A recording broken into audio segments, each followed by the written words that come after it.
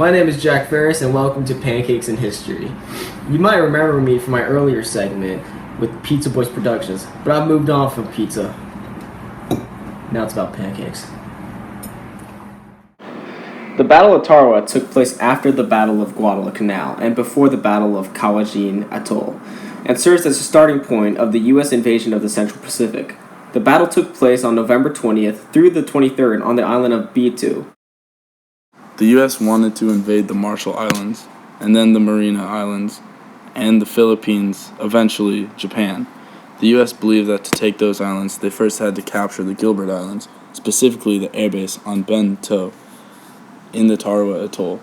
Under the codename Operation Galvanic, the U.S. launched an invasion of Bento to secure the airbase and start the invasion of the Central Pacific.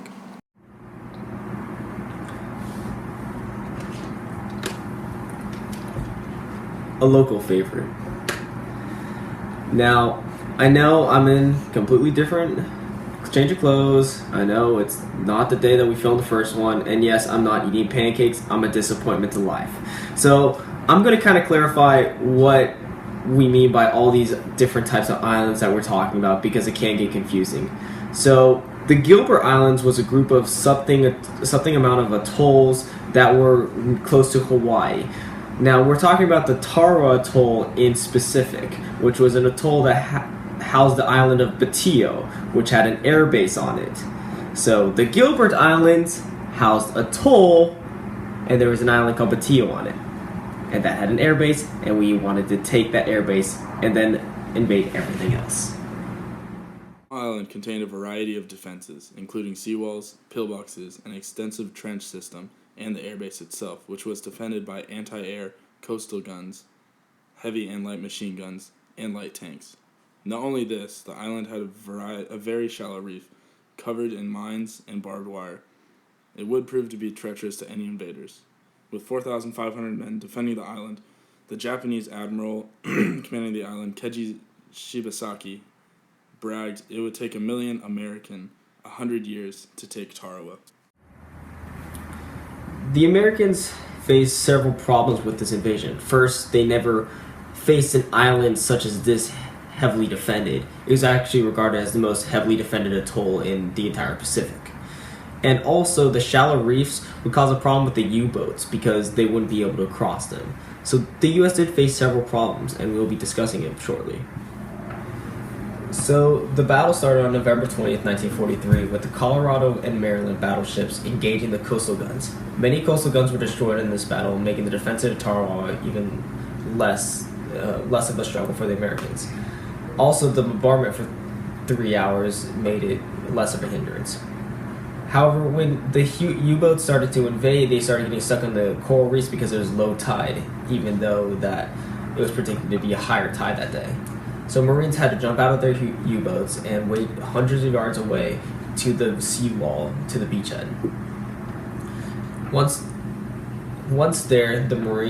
a significant amount of Marines were there, the U.S. landed tanks, Sherman tanks, which was able to push the Japanese back to the first line of defense, and they were able to capture that.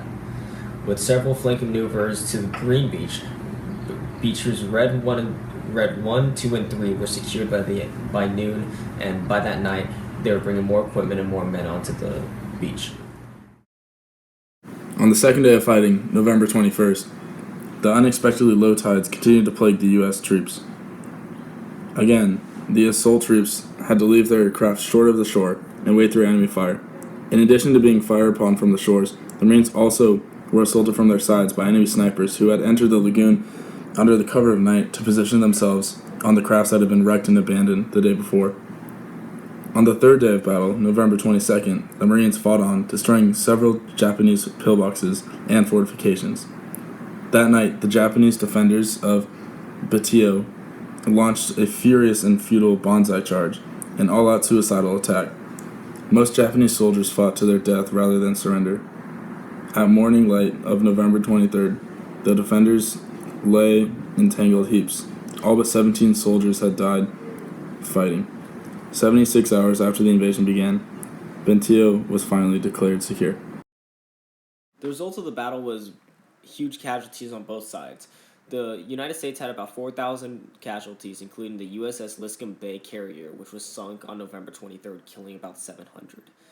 The Japanese, however, suffered worse losses, with about 5,000 of their troops dead and only 17 of them surviving, and one was an officer and 16 of them were soldiers.